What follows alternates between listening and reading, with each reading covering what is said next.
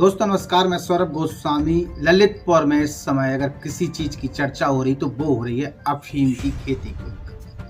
अफीम की बात हो चाहे आपके कहते हैं इसके गांजे की बात हो, इन सबको लेके चर्चाएं हो रही। तो वहीं डीआईजी आए थे, उसके बाद अब शराब माफियाओं पर भी कार्रवाई होती हुई नजर आने लगी है। थोड़ी थोड़ी रस्म अदायगी ही चाहिए लेकिन की जा रही है। प्रशासन भी साथ खड़ा होकर नजर आ रहा है। फोटो खिंचवाने के लिए कहीं 50 लीटर तो कहीं 200 लीटर अवैध शराब की बात की जा रही है। खैर ठीक है, कम से कम काम होता हुआ नजर आ रहा है, हलचल तेज हुई है। तो वहीं अफीम की खेती जैसे ही जानकारी मिली उसके बाद मीडिया सक्रिय हुई और मीडिया ने लगातार प्रशासन की कार्यप्रणाली पर सवाल खड़े किए, खासतौर से पुलिस की।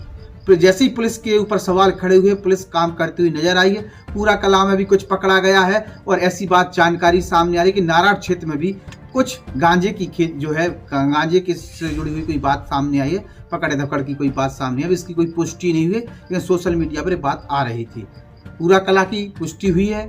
इसके बाद जो आपका बसत गुआ है जहां पर बड़े पैमाने पर खेती पाई गई है अफीम की, उसकी भी पुष्टि हुई है और एसपी ने उसको लेके मीडिया के सामने अपनी कुछ बातें भी रखी हैं, कुछ लोगों को पकड़ा भी है। लेकिन जिस तरीके से कार्रवाई होनी चाहिए वो कार्रवाई नहीं हुई है। अब सवाल खड़े होते हैं कि क्या पूरी जिम्मेदारी ललितपुर पुलिस की ही है? इस समय जो मौजूदा स्थिति है इसमें सबसे बड़ा रोल जो अदा कर सकता था वो राजस्व कर सकता था। जिम्मेदार कौन? किसी ग्रामीण अंचल में कोई खेती हो रही है, लेखपाल रिपोर्ट लगाता है, उस रिपोर्ट के आधार पर प्रशासन को पता चलता है कि इस खेत में कौन सी खेती है। ऐसे में स्थानीय लेखपाल की कौन सी भूमिका अदा की जा रही है वहां पे? इसके साथ साथ वहां के तहसीलदार, वहां के एसडीएम, इनकी क्या भूमिका है? इन पर सवाल खड़े हो रहे हैं। मैं तो यह कहूंगा कि ललितपुर डीएम और ललितपुर एसपी दोनों एक संयुक्त कोई टीम बनाए और पूरी टीम जिले भर में अगर इस प्रकार की कोई चीजें सामने आ रही हैं, इनपुट आ रही है, उस पर तत्काल संज्ञान लेकर एक प्रॉपर कार्रवाई करे और जानकारी निकाले कि आखिरकार किसकी सांठगांठ से खेती फल फूल रही थी। बसत गुआ जो तालवेट तहसील का एक हिस्सा है, एसडीएम तालवेट की बहुत बड़ी जिम्मेदारी वहां होनी चाहिए, नायब तहसीलदार की बहुत बड़ी जिम्मेदारी वहां होनी चाहिए, लेखपाल की स्थानीय लेखपाल की बहुत बड़ी जिम्मेदारी वहां होनी चाहिए। आखिर ये लोग कर क्या रहे थे? क्या लेखपाल को पता नहीं था कि बसत गांव में इतनी बड़ी खेती हो रही है? इसके साथ साथ वहां सर्कल में जो पुलिस वाले हैं जो ड्यूटी देते हैं उनकी क्या जिम्मेदारी थी? आखिरकार इतनी बड़ी खेती होती रही और प्रशासन को पता तक नहीं चला। प्राथमिक तौर पर किसकी गलती सामने देखने को मिल रही है? मैं कहना चाहता हूं ललितपुर डीएम से पूरी निगरानी के साथ एक पूरी टीम बनाएं और दोनों में बड़े अधिकारी मॉनिटरिंग करें। चूंकि निचले क्रम का ब्यूरोक्रेसी भरोसा खो चुका है। अगर वो सही तरीके से कर्तव्य निभा रहे होते तो आज डीएम और एसपी के कार्यप्रणाली पर सवाल खड़े नहीं हो रहे होते।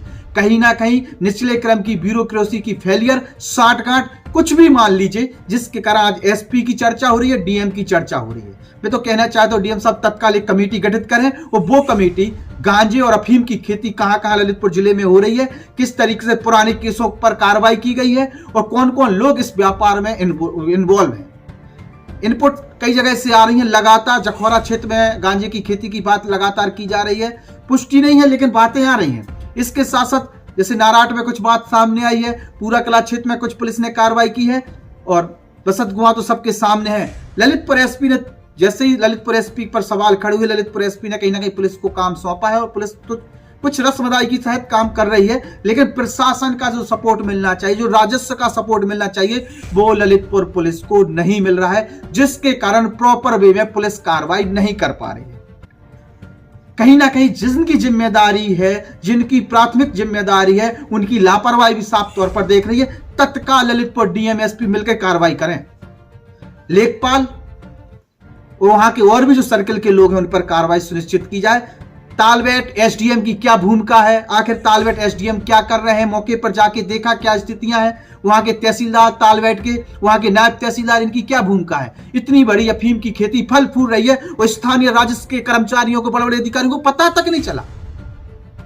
ऐसे में ललितपुर डीएम इन सब पर कुछ ना कुछ जिम्मेदारी नियुक्त करते हुए उन पर कार्रवाई करें, इनसे स्पष्टीकरण तलब करे जाए। आखिरकार ललितपुर में जिस तरीके से गांजे और अफीम की खेती फल फूल रही है, जिसको लेकर ललितपुर की खुद छवि खराब हो रही है। आज पूरे प्रदेश में ललितपुर की चर्चा हो रही है अफीम की खेती को लेकर। कहीं ना कहीं मीडिया द्वारा जो आवाज उठाई जा रही है उस पर भी चर्चा होने लगी है। इसलिए जिम्मेदारी के साथ ललितपुर डीएम और एसपी मिलकर एक कमेटी बनाए, उस कमेटी की रिपोर्ट देखी जाए और प्रॉपर वे में जिनकी कमी है, जिनकी लापरवाही, उन पर कार्रवाई हो, ताकि आगे इस प्रकार का गोरख धंधा फल फूल ना पाए। क्योंकि ललितपुर में जो माहौल है, जो मौसमी माहौल होता है, डैम है, पानी है, नदियां हैं, जिनके किनारे, जिनकी तलहटियों में खेती बड़े पैमाने पर की जा रही है।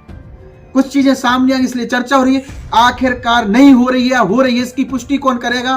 प्रशासनिक तौर पर जांच होगी तभी कुछ होगा ना। एक दिन ड्रोन उड़ाने से सब कुछ हो जाएगा क्या? इसलिए अहम तौर पर दोनों ही बड़े अधिकारियों की बड़ी जिम्मेदारी है। निचले क्रम की ब्यूरोक्रेसी पर पूर्णतः भरोसा खो चुकी है। ब्यूरोक्रेसी, उन पर भरोसा नहीं किया जा सकता है। कहीं ना कहीं बड़े अधिकारियों का भरोसा निचले क्रम की ब्यूरोक्रेसी तोड़ रही है और कहीं ना कहीं कुछ तो साठगांठ है, जिसके कारण एक खेती फल फूल रही थी। स्थानीय जहां जहां गांजा, अफीम पकड़ी जा रही है, जहां जहां खेती हो रही है, वहां लेखपाल की क्या भूमिका है? स्थानीय लेखपाल ने जिस खेत में एक खेती हो रही थी उसमें कौन सी रिपोर्ट लगा के कौन सी फसल दर्शाई है, इसकी जांच होनी चाहिए। और लेखपाल की भूमिका पर भी सवाल खड़े होते हैं। क्या कोई साठगांठ है या फिर कहीं ना कहीं लापरवाही है? यह भी सवाल खड़े होते हैं। इसके सवाल का जवाब कहीं ना कहीं जब जांच होगी उसके बाद सामने आएगी।